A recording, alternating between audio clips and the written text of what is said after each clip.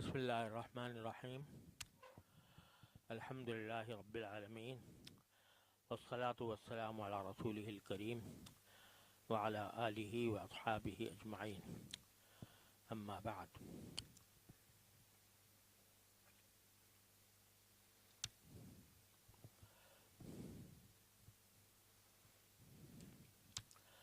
أعوذ بالله من الشيطان الرجيم. بسم الله الرحمن الرحيم.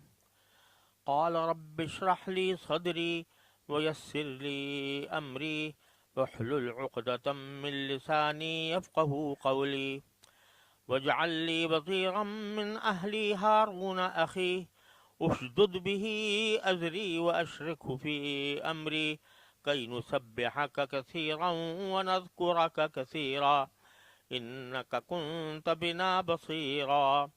قال قد أوتيت سؤلك يا موسى ولقد مننا عليك مرة أخرى إذ أوحينا إلى أمك ما يوحى أن اقذفيه في التابوت فاقذفيه في اليم فليلقه اليم بالساحل يأخذه عدو لي وعدو له وألقيت عليك محبة مني ولتصنع على عيني إذ تمشي أختك فتقول هل أدلكم على من يكفله فرجعناك إلى أمك كي تقر عينها ولا تحزن وقتلت نفسا فنجيناك من الغم وفتناك فتونا فلبثت سنين في أهل مدين ثم جئت على قدر يا موسى واصطنعتك لنفسي اذهب أنت وأخوك بآياتي ولا تنيا في ذكري اذهبا إلى فرعون إنه طغى فقولا له قولا لينا لعله يتذكر أو يخشى.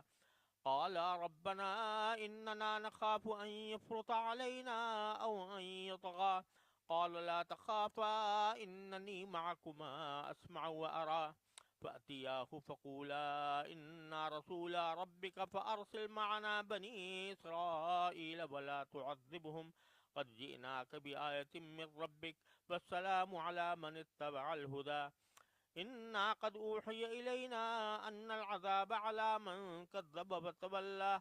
قال فمن ربكما يا موسى أعطى كل شيء خلقه ثم هدى. قال فما بال القرون الأولى قال علمها عند ربي في كتاب لا يضل ربي ولا ينسى.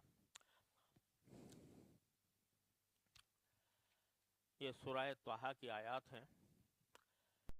آیات سے پہلے اللہ تبارک و تعالی نے حضرت موسیٰ علیہ السلام کی نبوت کا واقعہ بیان فرمایا کہ آپ اپنی اہلیہ کے ساتھ اپنے سسرال سے مدین سے روانہ ہوئے تھے. راستے میں اندھیری رات تھی، سردی کی رات تھی. اس میں آپ کو ایک آگ نظر آئی اور اس آگ کے پاس آپ پہنچے تو اللہ تبارک و تعالی آپ سے براہ راست ہم کلام ہوئے اور ہم کلام ہو کر آپ کو نبوت رسالت عطا فرمائی اور یہ کہا کہ آپ کو فرعون کے پاس بھیجا جائے گا کیونکہ اس نے بڑی سرکشی اختیار کر لی ہے. اب ان آیات میں پہلے حضرت موسیٰ علیہ السلام کا اس نبوت کے عطا کے بعد جو پہلا رد عمل ہے وہ بیان کیا گیا ہے. فرمایا قال رب اشرح لی صدری.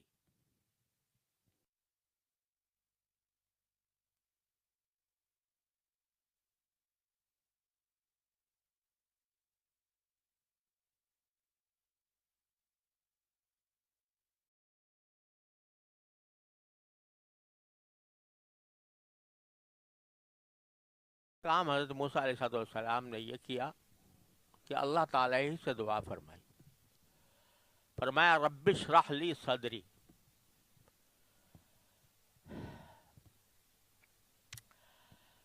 اے اللہ میرے لیے میرا سینہ کھول دیجیے. یہ لفظ استعمال کیا کہ سب سے پہلا کام یہ ہے کہ میرا سینہ کھول دیجیے. سینہ کھولنا لفظی معنی میں تو سینہ کو کھولنا اس طرح نہیں ہوتا کہ سینہ اس طرح کھل جائے اور اس کے اندر سے جو چیز ہے وہ نظر آنے لگے، بلکہ سینہ اس کا مطلب یہ ہے کہ انسان کو کسی صحیح راستے پر پورا مکمل اطمینان ہو جائے. اس کو شرح الصدر کہتے ہیں. اطمینان ایسا ہو جائے جس میں ساتھ ساتھ نورانیت بھی ہو، یعنی جس میں انسان کو اس بات کا اطمینان حاصل ہو جائے کہ جو عمل بھی میں کر رہا ہوں وہ اللہ تعالیٰ کی رضا کے مطابق ہے، اللہ تعالیٰ اس سے راضی ہے، اور راضی ہونے کی وجہ سے میں اس پر مکمل طور سے مطمئن ہوں. اس کو شرح الصدر کہا جاتا ہے. اس کی ضرورت اس وقت پڑتی ہے جب کہ انسان کو کے سامنے دو راستے ہوں. ایک راستہ یہ ہے کہ یہ کام کروں اور دوسرا یہ ہے کہ یہ کام کروں. ان میں سے کون سا اچھا ہے اور کون سا ایسا ہے جو اللہ تبارک و تعالیٰ کی رضا تک مجھے پہنچائے گا. تو اس وقت جب تردد پیدا ہوتا ہے تو تردد کے وقت میں جب کسی ایک راستے پر مکمل اطمینان ہو جاتا ہے اور اس میں یہ سکون حاصل ہوتا ہے کہ یہی راستہ میرے اللہ کی مرضی کے مطابق ہے، وہ شرح صدر ہے. یہ اس وقت ہے جب کہ یہ جو اس شخص کو حاصل ہوتا ہے جس کے دل میں یہ پہلے فکر پیدا ہو کہ دو راستے ہیں میرے سامنے، یہ راستہ اختیار کروں یا یہ راستہ اختیار کروں. تب تو اس کو شرح صدر کی ضرورت ہوتی ہے. اور اگر ایک شخص جو ہے وہ اس کو یہ فکر ہی نہیں ہے، یعنی وہ کام کیے جا رہا ہے، اس کو کبھی فکر نہیں ہوتی میں اچھا کر رہا ہوں یا برا کر رہا ہوں، صحیح کر رہا ہوں یا غلط کر رہا ہوں، تو اس کو اگرچہ ظاہر میں اطمینان ہوتا ہے اپنے طریقے پر، لیکن وہ اطمینان شرح صدر نہیں ہے، وہ اطمینان غفلت ہے. ایک شخص جو ہے وہ غفلت کی حالت میں ہے، سو رہا ہے. سونے والے کو کچھ پتہ نہیں کہ کیا ہو رہا ہے دنیا میں، اب میں کیا کر رہا ہوں کیا نہیں کر رہا. اور ایک شخص وہ ہے جو جاگ رہا ہے اور جاگ کر جو کیے جا رہا ہے اس کے بارے میں کبھی اس کو فکر ہی نہیں ہوتی کہ میں صحیح کر رہا ہوں یا غلط کر رہا ہوں. تو وہ جو اس کو اطمینان اس کو بھی حاصل ہوتا ہے، لیکن اطمینان اس لیے حاصل ہے کہ وہ اس بات سے بے فکر ہے کہ اچھا کیا ہے اور برا کیا ہے. اس کو قرآن کریم میں فرمایا رضوا بالحیات الدنیا واطمأنوا بها، کہ یہ لوگ دنیاوی زندگی پر راضی ہو گئے ہیں اور اسی پر مطمئن ہیں. ان کے دل میں یہ کھٹک ہی پیدا نہیں ہوتی کہ میں صحیح کر رہا ہوں یا غلط کر رہا ہوں، جائز کر رہا ہوں یا ناجائز کر رہا ہوں. وہ بھی ایک اطمینان ہے، لیکن اطمینان وہ شرح صدر نہیں کہلائے گا. وہ اطمینان جو انسان کو معصیت پر ہو رہا ہے، اعوذ باللہ، معصیت کے راستے پر اگر کوئی شخص چل رہا ہے اور اس کو مزہ ہے، اس کو اطمینان ہے، اس کو کچھ فکر ہی نہیں ہے، تو وہ شرح صدر نہیں کہلائے گا. وہ کیا ہوگا؟ وہ اطمینان ہوگا غفلت کی وجہ سے، کیونکہ آخرت سے غافل ہے، صرف دنیا کی زندگی کو سب کچھ سمجھا ہوا ہے اور اسی میں ایک کام کیا جا رہا ہے جس کو مزہ آ رہا ہے، اس میں لطف آ رہا ہے، اور اس کو کوئی دوسری جانب کی فکر ہی نہیں ہوتی. تو وہ دنیاوی زندگی پر اطمینان ہے، شرح صدر نہیں ہے. شرح صدر کس کو ہوتا ہے؟ شرح صدر اس کو ہوتا ہے جس کے ہم میں دو راستے ہیں، ایک راستہ ادھر جا رہا ہے، دوسرا راستہ ادھر جا رہا ہے. اس میں چاہے مباحات ہی ہوں دونوں طرف، لیکن ایک راستہ بھی مباح ہے، دوسرا راستہ بھی مباح ہے. ان میں سے میں کون سا اختیار کروں، اس کے بارے میں جب وہ اللہ سے رجوع کرتا ہے، اللہ تعالیٰ سے رجوع کر کے استخارہ کر کے اللہ تعالیٰ سے مانگ کر ان میں سے کوئی ایک راستہ اختیار کرتا ہے اور اختیار کرنے کے بعد دل مطمئن ہو جاتا ہے، تو یہ شرح صدر ہے. تو فرمایا رب اشرح لی صدری، اے میرے پروردگار میرا سینہ کھول دیجئے. کیا معنی؟ کہ جب میں فرعون کے پاس جاؤں گا اور آپ کا پیغام لے کر جاؤں گا، اس کو ایمان کی دعوت دوں گا، تو ایمان کی دعوت کے تو راستے مختلف ہو سکتے ہیں. کس طرح دعوت دوں، کس وقت جاؤں، کس انداز سے بات کروں، نرمی کروں، سختی کروں. تو مختلف راستے ہیں سب مباحات.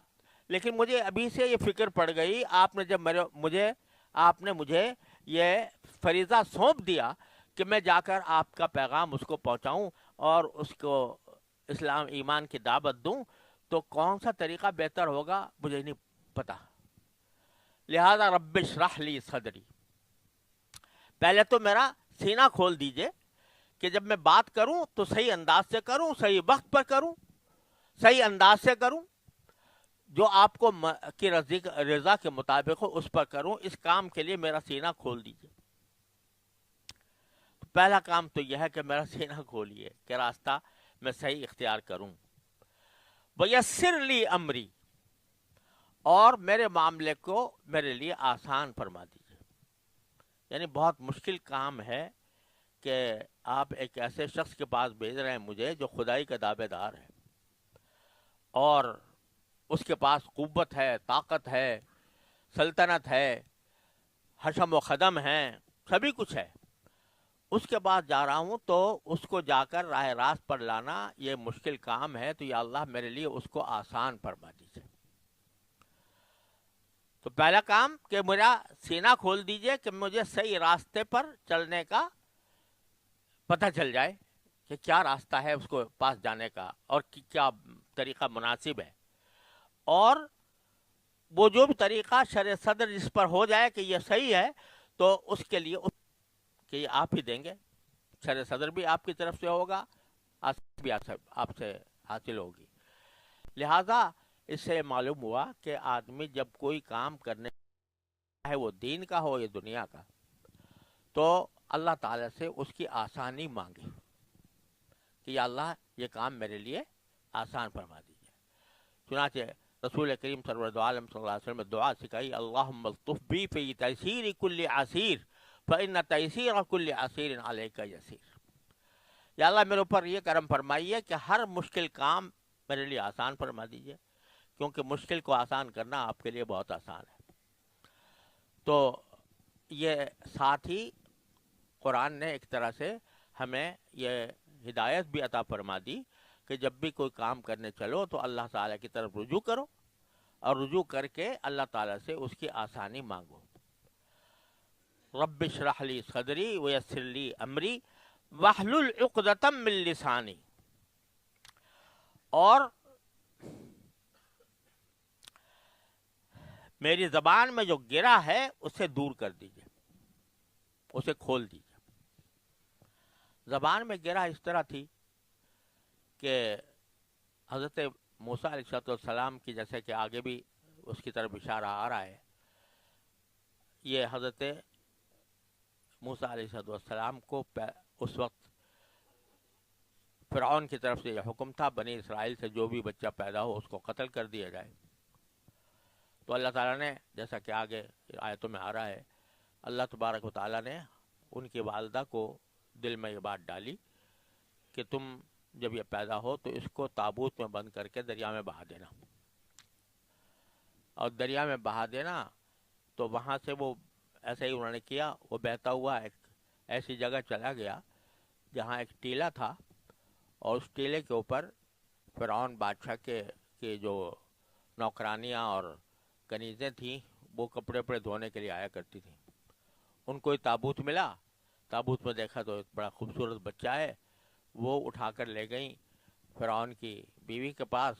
اس نے کہا کہ ہم اس کو پالیں گے، اپنے پاس اس کو رکھا.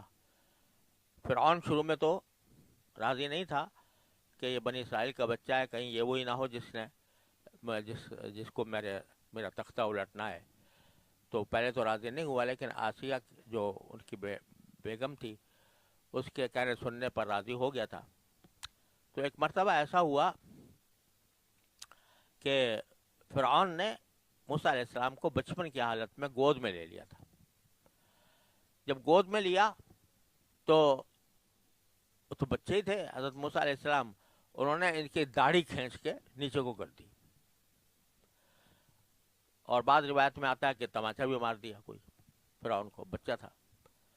تو اس کو غصہ آ گیا، اس نے کہا کہ یہ تو ابھی سے میری داڑھی نیچے کر رہا ہے، تو یہ کہیں میری سلطنت کو زائل کرنے کا سبب نہ ہو. تو اس نے فوراً کہا کہ اس کو قتل ہی کر دو، جیسے اور بنی اسرائیل کے بچوں کو قتل کیا جا رہا تھا. تو آسیہ نے کہا کہ یہ تو بچہ ہے، اس کی بات کا کیا بھروسہ، آپ کس طرح یہ اس کو قتل کر سکتے ہیں؟ بچہ ہے، اس کو کیا پتا کہ کون ہے میرے سامنے، بادشاہ ہے یا کون ہے. اس نے داڑھی پکڑ لی آپ کی. تو اس نے کہا نہیں، یہ تو مجھے شریر لگتا ہے بچہ، اور پتہ نہیں آگے چل کے کیا کرے گا. تو انہوں نے کہا اچھا بھائی اس کا امتحان کر لیجئے کہ 2 موتی رکھیں اس کے سامنے اور 2 انگارے رکھیں آگ کے، تو آپ دیکھیں کہ یہ کس کی طرف لپکتا ہے، تو آپ کو پتہ چل جائے گا. اگر یہ باقی عقل مند ہے تو شاید ہیرے کو، موتیوں کو پسند کرے گا، ورنہ شاید انگارہ اٹھا لے. تو وہ رکھے اس نے، تو موسیٰ علیہ السلام نے وہ انگارہ اٹھا لیا. اور بعض روایت میں آتا ہے کہ وہ اٹھانے لگے تھے موتی، لیکن ابراہیم علیہ السلام نے ان کا ہاتھ انگارے کی طرف کر دیا. وہ انگارہ اٹھا کے اپنے منہ میں رکھا، تو اس کی وجہ سے ان کے منہ میں لکنت پیدا ہو گئی تھی. تو وہ عقدہ تھا، وہ گرہ تھی جو زبان میں لگ گئی تھی، وہ ہکلانے لگے تھے. تو بعد میں اللہ نے اس کو اس طرح بچا تو لیا، لیکن وہ لکنت باقی رہ گئی. تو اس کی طرف اشارہ فرما رہے ہیں حضرت موسیٰ علیہ السلام کہ احلل عقدۃ من لسانی، میری زبان سے وہ جو گرہ ہے لکنت کی، وہ دور فرما دیجیے. چنانچہ آگے آ رہا ہے کہ اللہ تعالیٰ نے فرمایا کہ میں تمہاری ساری دعائیں قبول کر رہا ہوں. تو دعا اس حد تک تو قبول ہو گئی کہ لکنت دور ہو گئی، ہکلانے کا جو عیب تھا وہ دور ہو گیا. لیکن پھر بھی جس طرح عام آدمی جس طرح فصاحت و بلاغت سے اور بڑے اعتماد سے بات کرتے ہیں، اس طرح کی بات پھر بھی نہیں ہو پائی تھی.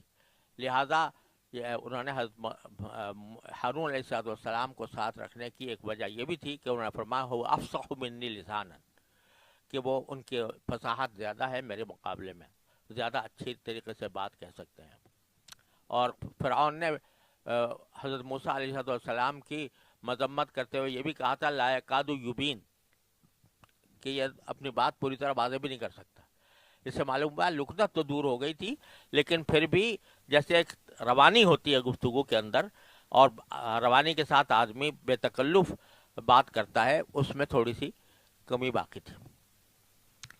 تو فرمایا میرے زبان کے اندر جو گرا ہے اس کو کھول دیجئے، یفقہوا قولی، تاکہ وہ میری بات سمجھ سکیں.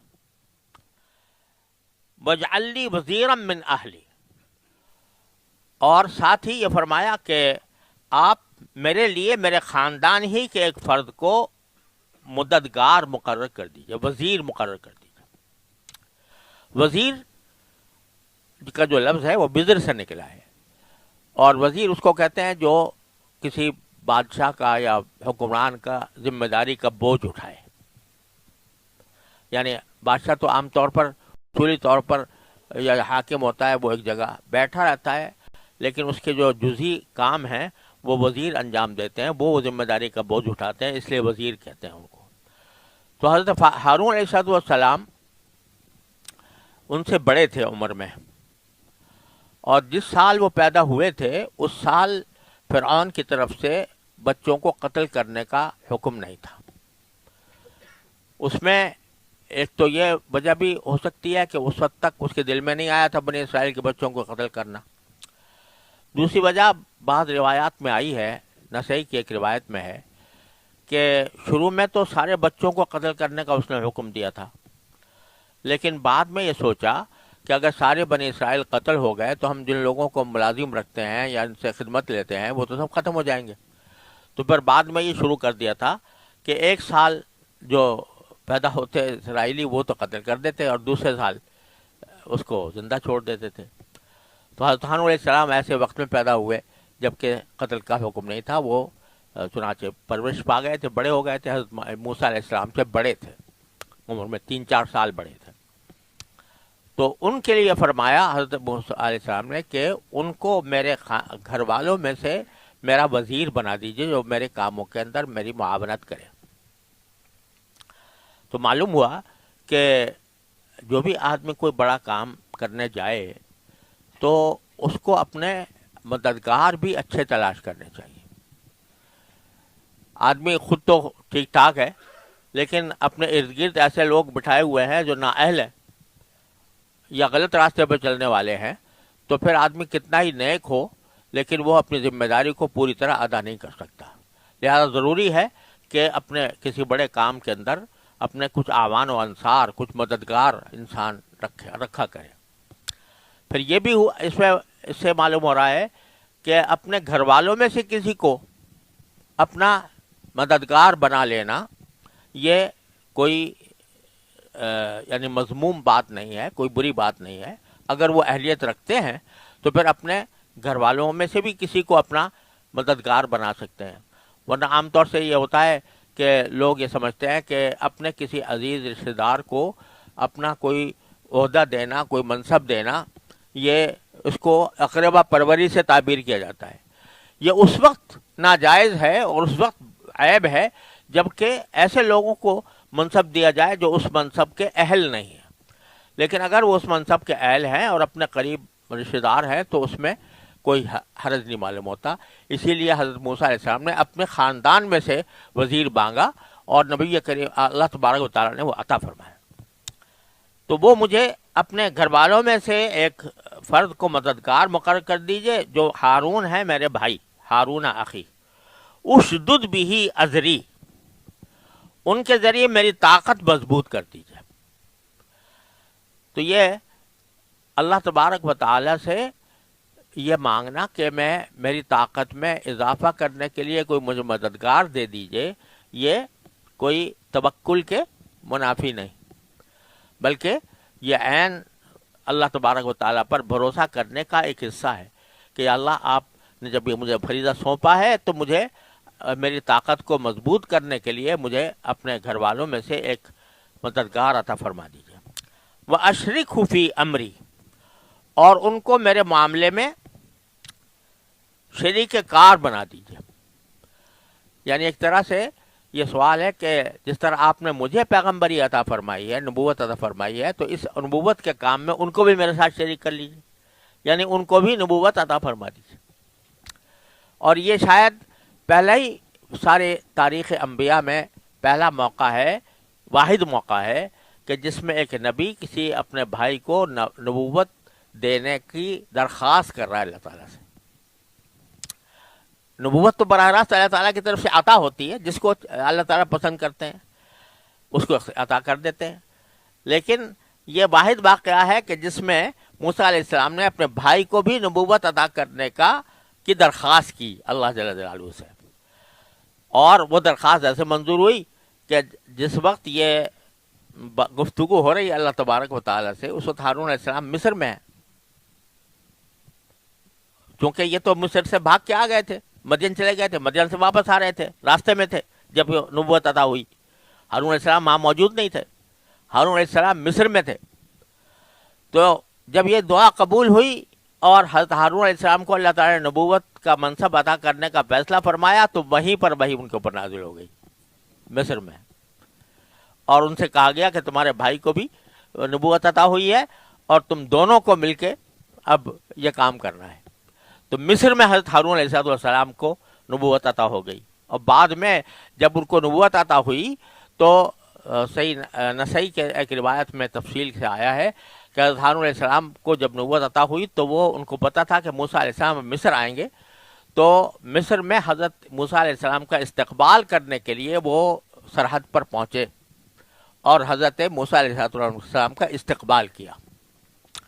وَأَشْرِكْهُ فِي أَمْرِي كَيْ نُسَبِّحَكَ كَثِيرًا وَنَذْكُرَكَ كَثِيرًا.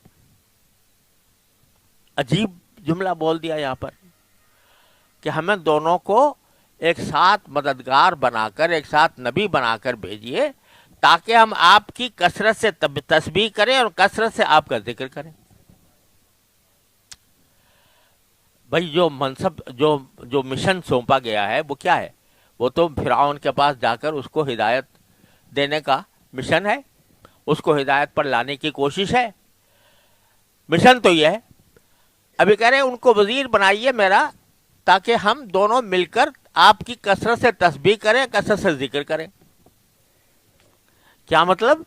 کہ وہ مشن پورا نہیں ہو سکتا اس وقت تک جب تک کہ ہم آپ کے کثرت سے ذکر کرنے والے نہ بن جائیں. کئی نسبح کا کثیر اور منذکر کا کثیرہ. تو یہ پہلے ہی قدم پر سکھا دیا کہ کوئی بڑا مشن لے کے چلے ہو تو اس وقت تک اس مشن میں کامیابی نہیں ہو سکتی جب تک کہ تمہارا تعلق اللہ تبارک و تعالیٰ کے ساتھ مضبوط نہ ہو. اور مضبوط ہونے کا راستہ یہ ہے کہ نسبح کا کثیرہ ونذکر کا کثیرہ، تسبیح اور ذکر. بعض لوگ یہ کہتے ہیں کہ یہ تسبیح زبانی کیا ہوتی ہے، ذکر زبانی کر رہا ہے آدمی، کوئی بڑا مقصد ہونا چاہیے. بعض لوگوں نے کتابوں میں لکھی ہیں یہ باتیں کہ لوگ بیٹھے ہوئے ذکر کر رہے ہیں اور ان کو جو بڑا مقصد ہے کہ خلافت الہیہ قائم ہو اور حکومت الہیہ قائم ہو، اس سے غرض نہیں. ارے بھائی، اس خلافت الہیہ اور حکومت الہیہ کا راستہ پہلا یہ ہے کہ کئی نسبح کا کثیرن ونذکر کا کثیرہ. اور پھر یعنی تسبیح اور ذکر تو تنہا بھی ہو سکتا تھا. یعنی اللہ تعالیٰ نے نبوت عطا فرمائی اور حضرت موسیٰ علیہ السلام تنہا بھی تسبیح کرتے، تنہا بھی ذکر کرتے. لیکن فرمایا ہارون علیہ السلام کو بھی میرا ساتھی بنا دیجئے تاکہ ہم دونوں مل کر کثرت سے تسبیح کریں، کثرت سے ذکر کریں. کیا معنی کہ جو اللہ کا ذکر کرنے والا ہو اس کو اپنا ماحول بھی ایسا پیدا کرنا چاہیے جو تسبیح اور ذکر والا ماحول ہو. تو اگر اللہ کے راستے پر چلے ہو تو اس اللہ کے راستے پر چلنے کے لیے اپنا ماحول بھی ایسا بناؤ کہ وہ ماحول بھی اللہ والا ہو، ماحول بھی ذکر کرنے والا اور تسبیح کرنے والا ہو. یعنی یہ بات خاص طور پر نوٹ کرنے کی ہے یہاں پر کہ یہ فرما رہے ہیں کہ ان کو میرا مددگار بنائیے اور مددگار بنا کر میرے ساتھ شریک کر دیجئے. اور شریک کیوں کر دیجئے؟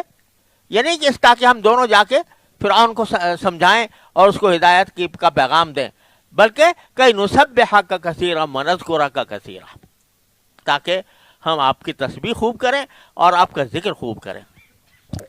تو یہاں بتا دیا اللہ تبارک و تعالیٰ نے اس کے ذریعے کہ کوئی بھی بڑا مقصد لے کر چلے ہو وہ مقصد اس وقت تک پورا نہیں ہوگا جب تک کہ اللہ تعالیٰ کے ساتھ تعلق تسبیح اور ذکر کے ذریعے قائم نہ کرو. پہلے اللہ سے رشتہ جوڑو، اس کی تسبیح کرو، اس کا ذکر کرو، پھر جب چلو گے کسی مشن کے اوپر تو مشن کامیاب ہوگا. انک کنت بنا بصیرا، اور بے شک آپ ہمیں اچھی طرح دیکھنے والے ہیں. تو آپ دیکھیں کہ ہم تسبیح کر رہے ہیں، ذکر کر رہے ہیں، آپ سے رجوع کر رہے ہیں، پھر آپ کا مقصد لے کے جا رہے ہیں تو ہماری مدد فرمائیے گا. تو یہ دعائیں فرمائی حضرت موسیٰ علیہ السلام نے نبوت کا عہدہ ملنے کے فوراً بعد یہ دعا فرمائی. تو باری تعالیٰ قال قد اوتیت سؤلک یا موسیٰ، باری تعالیٰ نے فرمایا موسیٰ تم نے جو کچھ مانگا ہے تمہیں دے دیا، ساری باتیں دے دی، تمہیں شرع صدر بھی عطا کر دیا، تمہارے لیے کام بھی ہم نے آسان کر دیا، اور تمہاری زبان کی گرہ بھی کھول دی، اور تمہارے لیے ایک اپنے تمہارے بھائی کو مددگار بھی بنا دیا. اب کیا کرو؟ وَلَقَدْ مَنَنَّا عَلَيْكَ مَرَّةً أُخْرَى. تو دیکھو یہ تو ہم نے اب احسان کیا تم پر، کیا کہ تم نے جو کچھ مانگا تمہیں دے دیا. ہم نے تم پر ایک اور مرتبہ بھی احسان کیا تھا. کب؟ اذ اوحینا الی امک ما یوحی، جب ہم نے تمہاری ماں سے وحی کے ذریعے وہ بات کہی تھی جو اب وحی کے ذریعے تمہیں بتائی جا رہی ہے. وحی کے ذریعے تمہاری ماں سے بات کی تھی، یعنی ماں کے اوپر وحی نازل فرمائی تھی. وحی کا لفظی معنی اس کے اشارہ کرنے کے ہوتے ہیں، اور اصطلاح میں اس کلام کو یا اس بات کو کہتے ہیں جو اللہ تعالیٰ کی طرف سے کسی پیغمبر پر نازل کی جائے.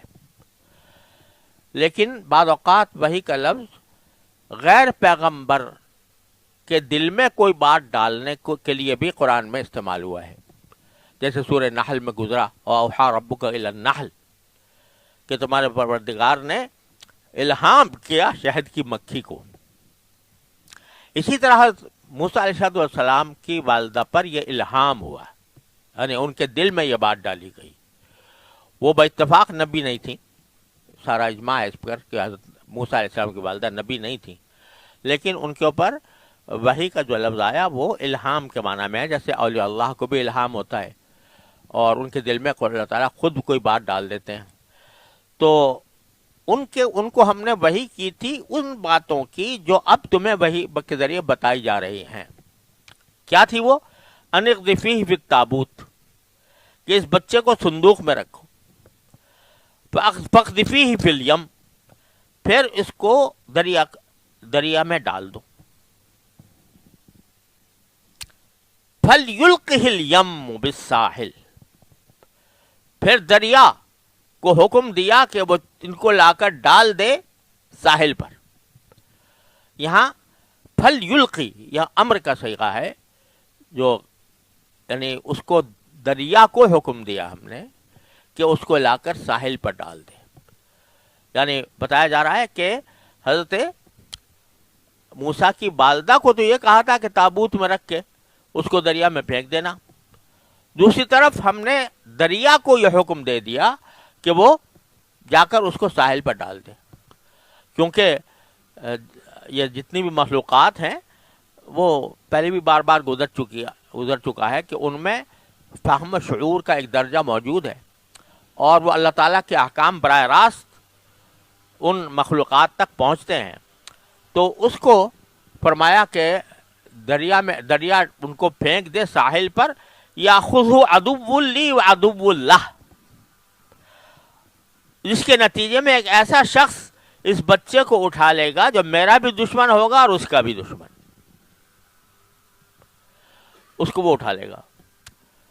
یہ قدرت اپنے کرشمے دکھا رہی ہے کہ ایسے شخص کے پاس بھیج دیا جو اللہ کا بھی دشمن اور خود موسیٰ علیہ السلام کا بھی دشمن. وَأَلْقَيْتُ عَلَيْكَ مَحَبَّةً مِّنِّي، اور میں نے اپنی طرف سے تم پر ایک محبوبیت نازل کر دی. یعنی ایسا بنا دیا تمہیں کہ جو بھی دیکھتا محبت کرتا، جو بھی دیکھتا محبت کرتا. تو وہ شخص جو کہ سارے بچوں کو ذبح کرنے کو تیار تھا اپنی سلطنت بچانے کے لیے، اس کے دل میں بھی محبت آ گئی. جب اس نے بیوی نے اصرار کیا تو کہا دیکھو کتنا خوبصورت ہے، کتنا پیارا بچہ ہے، تو اس کے دل میں بھی محبت آ گئی. القیت علیک محبۃ منی، اور یہ اللہ تبارک و تعالیٰ کی طرف سے محبت کا القاء ہونا، محبوبیت کا القاء ہونا، یہ بعض اوقات اللہ تبارک و تعالیٰ کی خاص رحمت ہوتی ہے کسی اللہ کے بندے. پیچھے بھی گزرا ہے سید اللہ الرحمن ودا، کہ کسی اللہ کے بندے کے دلوں میں اللہ تعالیٰ محبت پیدا فرما دیتے ہیں، تو وہ القاء ہوتا ہے محبت کا اللہ تعالیٰ کی طرف سے. وَلِتُصْنَعَ عَلَىٰ عَيْنِي، اور یہ سب اس لیے کیا تھا تاکہ تم میری نگرانی میں پرورش پاؤ. تصنع لفظی ترجمہ غیر تمہیں بنایا جائے، تمہاری صنعت بڑھائی جائے، صنعت کی جائے، تم ہمارے نگرانی میں پرورش پاؤ. یعنی یہ بھی ہو سکتا تھا کہ براہ راست وہیں پر چھپا کر زندہ رہ جاتے حضرت موسیٰ علیہ السلام اور اپنے والدہ کے ساتھ ہی پرورش پاتے. نہیں، پرورش کے لیے ہم نے تمہیں اب شاہی محل میں بھیج دیا. شاہی محل میں بھیج دیا، اسی کے محل میں جس کے آخر میں تمہیں دشمنی کرنی ہے، جس سے اسی کے محل میں بھیج دیا، اور محلاتی انداز میں تمہاری پرورش ہوئی، جیسے بادشاہوں کے بیٹوں کی اور شہزادوں کی ہوتی ہے اس طریقے سے. تصنع علی عینی، تاکہ ہماری نگرانی، میری نگرانی میں تم پرورش پاؤ. اور وہ کیسے ہوا؟ اذ تمشی اختک فتقول هل ادلکم علی من یکفل، جب اس وقت کا تصور کرو جب تمہاری بہن گھر سے چلتی ہے اور فرعون کے کارندوں سے یہ کہتی ہے کہ کیا میں تمہیں اس عورت کا پتہ بتاؤں جو اس بچے کو پالے. ہوا یہ تھا، قرآن کریم میں دوسری جگہ ارشاد ہے سورہ قصص میں، کہ جب فرعون کی بیوی نے ان کو اٹھا لیا تو اب ان کو ضرورت تھی دودھ پلانے کی. اب وہاں جتنی انائیں تھیں ان سب کو بلا بلا کر دیکھا گیا کہ کوئی اس کا دودھ پلائے, تو وہ کسی کا دودھ لیتا ہی نہیں. اور قرآن نے فرمایا حرمنا علیہ المراضع من قبل, ہم نے لوگوں جو دودھ پلانے والیاں ہیں ان کی دودھ پر بندش لگا دی تھی کہ کوئی ان کو دودھ نہ پلانے پائے. تو اب یہ پریشان ہوئی آسیہ کہ ان کو کیسے پالیں, دودھ کون پلائے. تو اپنے نوکرانیوں کو بھیجا کہ باہر کہ جا کے دیکھو کہ کوئی انا ایسی ملے کہ جس کا یہ دودھ لے لے, دودھ پی لے. وہاں ان کی بہن آ گئی موسیٰ علیہ السلام, اس تمشی اختو کا, جب تمہاری بہن گھر سے چلتی ہے اور جا کر دیکھتی ہے لوگ پریشان ہو رہے ہیں, عورتیں کیا قصہ ہے بھائی, کہ بھائی ایک بچہ ہے اس کا کوئی کسی کا دودھ نہیں لے رہا, کوئی ہمیں اس کی دودھ پلانے والی چاہیے. تو وہ کہتی ہے هل ادلکم علی من یکفلہ, کیا میں تمہیں ایسی عورت کا پتہ بتاؤں جو اس کو پالے. وہاں انہوں نے ظاہر نہیں کیا کہ میرا بھائی ہے, لیکن اسی کام کے لیے نکلی تھی اور وہ خود ہی مطلب اس طرح حاصل ہو گیا کہ وہ ان سے جا کر کہا. حدیث میں بعض حدیثوں میں آتا ہے کہ جب وہ بہن گئیں اور ان سے انہیں والدہ کا پتہ بتایا, والدہ پہنچی تو والدہ جو تھیں وہ انہوں نے ظاہر نہیں کیا کہ میں اس کی ماں ہوں, بلکہ ایک عام دودھ پلانے والی عورت کے طور پر گئیں اور ان سے کہا کہ میں دودھ تو پلا دوں گی مگر میں روزانہ آنا میرے لیے مشکل ہے یہاں پر دودھ پلانے کے لیے. تو اس نے کہا, آسیہ نے کہا کہ یہ تو اتنا پیارا بچہ ہے, میں اس کو چھوڑ نہیں سکتی, تم یہیں آ کر پلایا کرو. لیکن وہ ڈٹ گئیں کہ نہیں میں تو یہیں پلاؤں گی, اپنے گھر میں پلاؤں گی. تو روزانہ ان کو گھر میں جاتے اور پیتے دودھ اپنی والدہ کا, اور پھر بعض روایتوں میں آتا ہے کہ کافی دن تک رہے وہاں, اور بعض اوقات بعد میں آتا ہے کہ پھر واپس چلے جاتے, واللہ عالم. لیکن ماں کا دودھ براہ راست میسر آ گیا, اور انہوں نے اللہ تعالیٰ نے یہ تدبیر فرمائی. یہ کیوں کیا ہم نے, فرجعناک الی امک, ہم نے تمہیں اب تمہاری ماں کے پاس لوٹا دیا, کئی تقر عینھا ولا تحزن, تاکہ اس کی آنکھیں ٹھنڈی ہوں اور وہ غم نہ کرے. جیسے سورہ قصص میں بتایا کہ جب ظاہر ماں ہے اس نے بچے کو ڈال دیا دریا کے اندر, تو اس کی پریشانی کا عالم قرآن کریم میں بتایا ہے کہ ان کا دل بے چین تھا. اللہ تبارک و تعالیٰ نے اس طرح ان کے دل میں ٹھنڈ ڈال دی. تو یہ انعام بیان فرمایا, وَقَتَلْتَ نَفْسًا فَنَجَّيْنَاكَ مِنَ الْغَمِّ, اور تم نے ایک آدمی کو قتل بھی کر دیا تھا تو ہمیں اس گھٹن سے تمہیں نجات دی. وہ آگے اس کی تفصیل سورہ قصص میں آ رہی ہے کہ یہ بادشاہ کے گھر میں پل رہے تھے اور اسی حالت میں گزرے تو ایک اسرائیلی کو کوئی مار رہا تھا, اس کی لڑائی ہو رہی تھی. تو انہوں نے اسرائیلی کو بچانے کے لیے قبطی کو مکہ مارا. وہ اللہ کا بندہ ایک مکئی سے ڈھیر ہو گیا, قتل ہو گیا. ان کا قتل کرنے کا ارادہ نہیں تھا, صرف بچانا مقصود تھا, لیکن وہ ایک مکئی سے ڈھیر ہو گیا تو قتل ہو گیا. اب وہ قتل ہونا تھا, اب یہ پریشان ہوئے, خود اللہ سے معافی بھی مانگی, استغفار بھی کیا, لیکن وہ اگلے دن پھر ایک ایسا وہی اسرائیلی جو ہے وہ کسی اور سے جھگڑ رہا تھا. اس کے منہ سے یہ نکل گیا کہ تم مجھے قتل ایسے ہی کرو گے جیسے کل کر دیا تھا. تو جو قبطی تھا وہ سن کے یہ بات اس نے فرعون تک پہنچا دی کہ یہ قاتل ہے. تو موسیٰ علیہ السلام کو پھر وہاں سے بھاگنا پڑا اور پھر مدین گئے. تو فرمایا قتلت نفسا, تم نے ایک آدمی کو قتل کر دیا تھا, فنجیناک من الغم, تو ہم نے تمہیں اس گھٹن سے نجات دی. وَفَتَنَّاكَ فُتُونًا، اور تمہیں مختلف آزمائشوں سے گزارا. آزمائشوں سے گزارا پہلے دن سے. پیدا ہوتے ہی قتل کا اندیشہ تھا، پھر دریا میں ڈال دیا، ڈوبنے کا اندیشہ تھا، پھر فرعون کے گھر چلے گئے، فرعون کی طرف سے مارنے کا اندیشہ تھا، پھر ماں سے جدا ہونے کا اندیشہ تھا. یہ ساری آزمائشیں، اور قتل کر دیا تھا، لوگ جان کے در پہ تھے، تو اس سے تمہیں گزارا.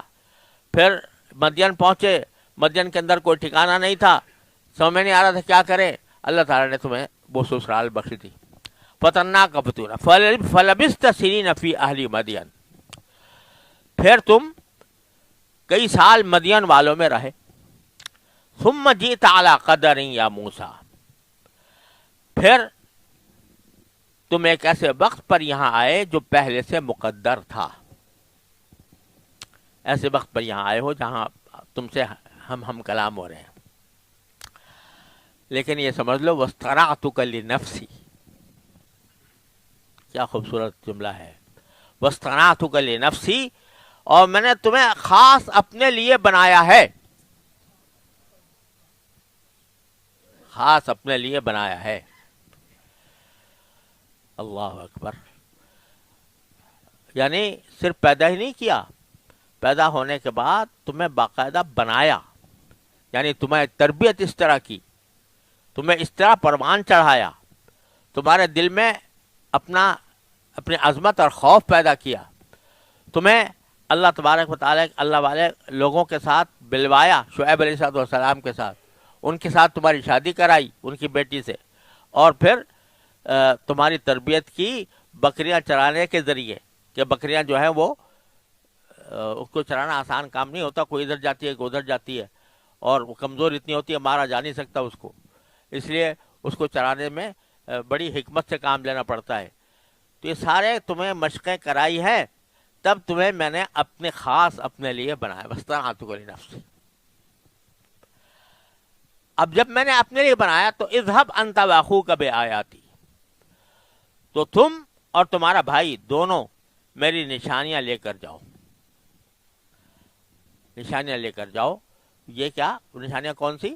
ایک تو وہی کہ عصا تم گراؤ گے تو وہ سانپ بن جائے گا، اور ہاتھ اپنے اپنے بغل میں رکھو گے تو وہ سفید بن کر نکلے گا. یہ نشانیاں میں نے تمہیں دی ہیں، یہ لے کر جاؤ. لیکن ولا تنیا فی ذکری، اور میرا ذکر کرنے میں سستی نہ کرنا. میرا ذکر کرنے میں سستی نہ کرنا. یہاں پھر وہی بات، مشن تو بے شک بہت بڑا ہے، اور اس مشن کے اپنے تقاضے ہیں، عملی تقاضے ہیں. جانا ہے، ان سے وقت لینا ہے، ان کے دربار میں پہنچنا ہے، وہاں سے یہ سارے کام کرنے ہیں جو ظاہری اسباب ہوتے ہیں وہ سارے اختیار کرنے ہیں.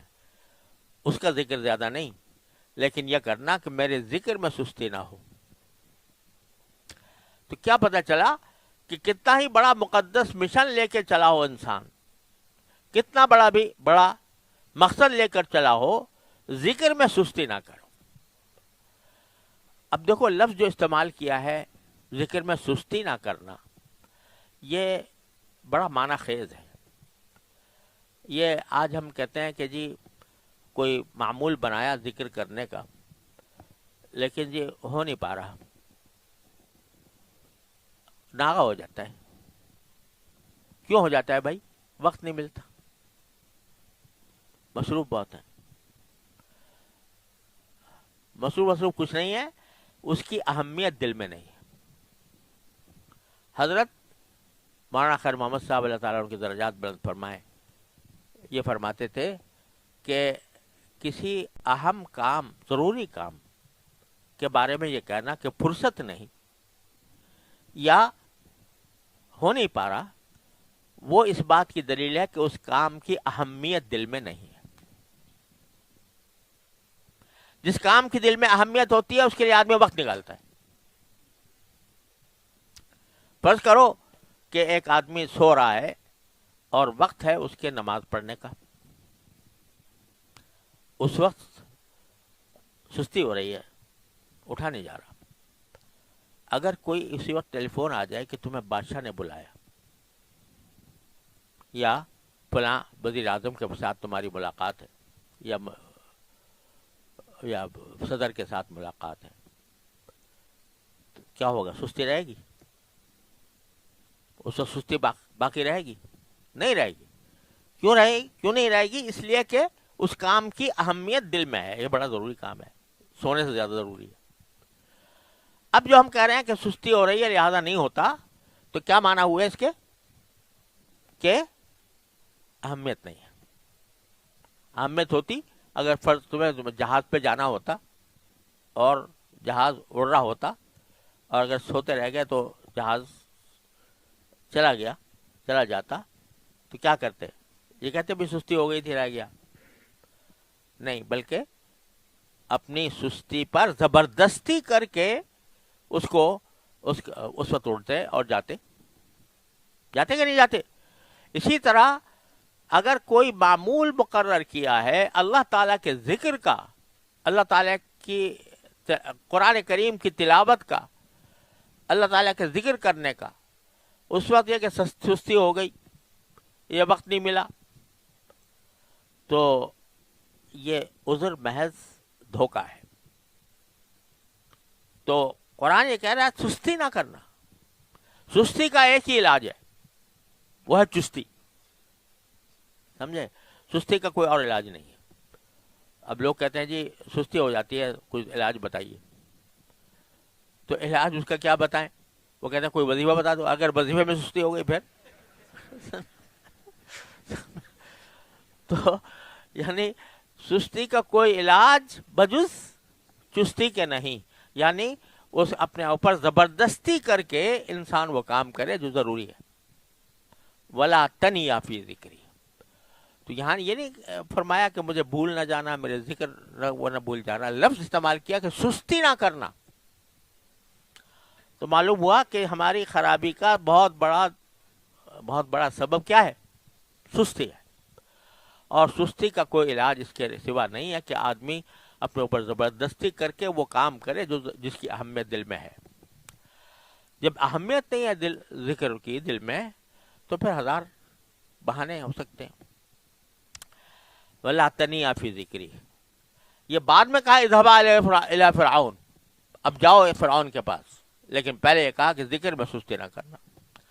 اذهبا الی فرعون انه طغى, دونوں فرعون کے پاس جاؤ, وہ حد سے آگے نکل چکا ہے. اچھا, وہاں جا کے کیا کرو؟ فَقُولَا لَهُ قَوْلًا لَيِّنًا, تو دونوں جا کر ان سے نرمی سے بات کرنا. لعلہ یتذکر, شاید وہ نصیحت قبول کر لے, او یخشا, یا ڈر جائے اللہ تعالیٰ سے. اب فرعون جیسا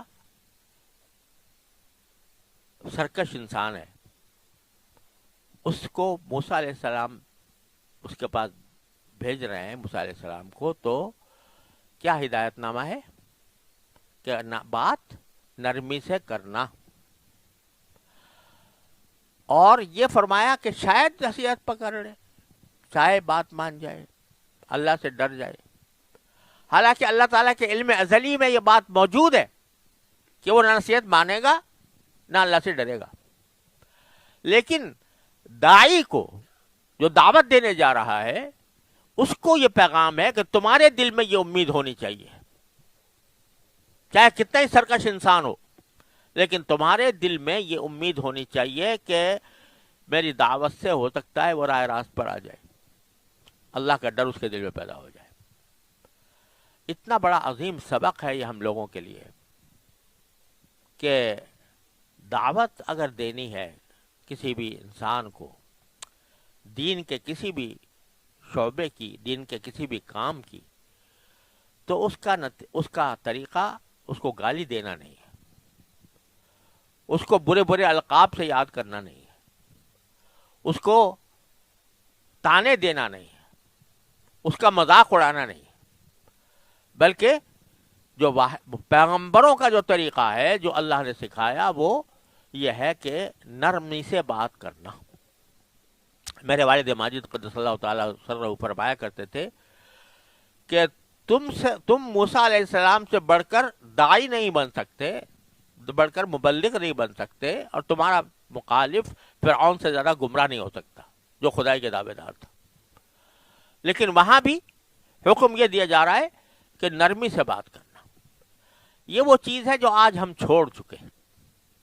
دعوت کے اندر, ہماری دعوت میں خاص طور پر جو مسالک کے اختلاف میں ہوتے ہمارے مخالفین ہوتے ہیں, تو کہاں کافر سے بھی کہا جا رہا ہے کہ نرمی سے بات کرو, لیکن اپنا جو مسلک مخالف ہے, کوئی دوسرے مسلک کا ہے, اگرچہ مسلمان ہے, تو اس کے لیے برے برے الفاظ استعمال کرتے ہیں, گالی گلوچ پر اتار آتے ہیں, تانے دیتے ہیں, برے برے نام اس کے رکھتے ہیں. اور یہ فتنہ اتنا زیادہ بڑھ چکا ہے کہ حد و حساب نہیں. یہاں تک کہ اہل علم کے اندر اپنے جس سے ذرا سا اختلاف پیدا ہو گیا تو اس کے لیے اس کے ساتھ خون حلال ہو گئے. اس کو جو چاہو اس کو لقب دے دو, جس طرح چاہو اس سے خطاب کر لو, جس طرح چاہو اس کو بدنام کر دو. تحقیق کی بھی ضرورت نہیں ہے, جو بھی بات کان میں پڑے تو اس کو آگے چلا دو. یہ چیز ہے جس نے ہمارے معاشرے کو تتر بتر کر دیا. اس سے سبق لینے کی ضرورت ہے. یہ پیغام ہدایت دیا اللہ تبارک و تعالیٰ نے کہ جاؤ ذکر کرتے ہوئے جاؤ اور نرمی سے بات کرو. یہ امید رکھو کہ تمہارے بات سے وہ نصیحت حاصل کرے گا اور ڈرے گا. قالا, اب دونوں اکٹھے ہو گئے. میں نے عرض کیا تھا نا, حضرت ہارون علیہ السلام حضرت موسیٰ علیہ السلام کا استقبال کرنے کے لیے مصر کے دروازے پر آئے تھے. تو وہاں جب دونوں اکٹھے ہو گئے, دونوں نے مل کر دعا کی, ربنا اننا نخاف ان یفرط علینا او ان یطغی, اے ہمارے پروردگار ہمیں اندیشہ ہے کہ کہیں وہ ہم پر زیادتی نہ کرے, یفرط علینا, او ان یطغی, یا کہیں سرکشی پر آمادہ نہ ہو جائے. مطلب ہم پیغام تو ضرور پہنچا دیں گے, لیکن اور امید بھی رکھیں گے کہ وہ نصیحت کرے, لیکن وہ تو آدمی بڑا ظالم ہے, تو اس کے پاس ہم جائیں گے تو ہمارے ساتھ کوئی زیادتی کرے یا ہمارے ساتھ کوئی سرکشی کا رویہ اختیار کرے, تو کہیں ایسا نہ ہو کہ ہم انسان ہیں, بشر ہیں, کوئی ہم اس کی وجہ سے ہم کسی کوتاہی کا شکار ہو جائیں. اب یہ خوف جو ہے یہ اس شرع صدر کے منافی نہیں جو مانگا گیا تھا اور دے بھی دیا گیا تھا. یہ مانگا تھا نا کہ اللہ ہمارا سینہ کھول دیجئے, تو سینہ کھولنے کا معنی یہ ہے کہ راستہ بالکل متعین ہو گیا, الحمدللہ اس میں کوئی شک و شبہ باقی نہیں رہا, یہی راستہ برحق ہے. لیکن اس برحق راستے میں دشواریاں پیش آ سکتی ہیں. ان دشواریوں کا اگر کوئی دل میں خوف ہو تو وہ شرع صدر کے منافی نہیں ہے. تو اس لیے فرمایا کہ انہوں نے کہا کہ ہمیں ڈر ہے کہ وہ ہمارے پر زیادتی نہ کرے یا کہیں سرکشی پر آمادہ نہ ہو جائے. قالا, تو اللہ تعالیٰ نے جواب میں فرمایا, لا تخافا, ڈرو نہیں, اننی معکما, میں تم دونوں کے ساتھ ہوں, اسمع و ارا, سن بھی رہا ہوں دیکھ بھی رہا ہوں. جو کچھ تم سے کہا جائے گا وہ بھی سن رہا ہوں, جو تم کہو گے وہ بھی سن رہا ہوں, اور جو تمہارے ساتھ معاملہ ہو رہا ہے وہ بھی میں دیکھ رہا ہوں. لہذا کیا کرو, فَأْتِيَاهُ, دونوں جاؤ ان کے پاس, فرعون کے پاس, فَقُولَا, اور ان سے کہو, اِنَّا رَسُولَ رَبِّكَ, ہم دونوں آپ کے پروردگار کے پیغمبر ہیں, فَأَرْسِلْ مَعَنَا بَنِي إِسْرَائِيلَ وَلَا تُعَذِّبْهُمْ, تو ہمارے ساتھ بنی اسرائیل کو بھیج دیجئے اور ان کو تکلیفیں نہ پہنچائیے. قد جئناک بآیۃ من ربک, اور ہم اپنے اس مشن کے لیے آپ کے پروردگار کی طرف سے ایک معجزہ لے کر آئے ہیں. والسلام علی من اتبع الہدی, اور سلامتی ہے اسی کے لیے جو ہدایت کی پیروی کرے. یہ جا کر طریقہ بات کرنے کا بھی اللہ تعالیٰ نے بتا دیا. اب یہاں دو چیزوں کی دعوت لے کر گئے تھے موسیٰ علیہ السلام. ایک یہ کہ وہ ایمان لائے، توحید کی دعوت، اور دوسرے یہ بات کہ بنی اسرائیل کو اس نے تختہ مشق بنا رکھا تھا، اس کے مردوں کو ذبح کرتا تھا، عورتوں کو کنیز بناتا تھا. تو معلوم ہوا کہ اپنی قوم کو کسی دشمن کے تسلط سے رہائی دلانا بھی یہ ایک دین کا ایک اہم کام ہے. اس کو بھی حضرت موسیٰ علیہ السلام کو وہ کام بھی سونپا گیا کہ تم جا کر ان کو دعوت بھی دو اور ساتھ میں بنی اسرائیل کو چھوڑنے اور رہا کرنے کا مطالبہ بھی کرو، اور ساتھ میں والسلام علی من اتبع الہدی یہ بھی کہہ دینا، سلامتی اسی پر ہوگی جو ہدایت کی پیروی کرے. اور یہ وہ جملہ ہے کہ جو ہمیں سکھایا گیا ہے کہ جب کسی غیر مسلم سے بات ہو تو وہاں پر السلام علیکم کہنے کے بجائے السلام علی من اتبع الہدی کہنا چاہیے. نبی کریم صلی اللہ علیہ وسلم نے جو قیصر و کسریٰ وغیرہ کو جو خطوط بھیجے اس میں ان کا بعثت و اکرام کیا، اس کو سردار کو سردار کہا، بادشاہ کو بادشاہ کہا، لیکن ساتھ میں السلام علیکم کے بجائے السلام علی من اتبع الہدی فرمایا، سلامتی ہو اس پر جو ہدایت کی پیروی کرے. انا قد اوحی الینا ان العذاب علی من کذب وتولی، ہم پر یہ وحی نازل کی گئی ہے کہ عذاب اس کو ہوگا جو حق کو جھٹلائے گا اور منہ موڑے گا. یہ پیغام ان کو جا کر پہنچا دو. اب آگے آیت میں موسیٰ علیہ السلام کا کس طرح مکالمہ ہوا فرعون سے اور پھر اس کا کیا انجام ہوا وہ تفصیلات آگے آیت میں آ رہی ہیں. یہاں تک اس وقت اس پر بس کرتے ہیں. وصلی اللہ تعالی علی خیر خلقہ سیدنا محمد.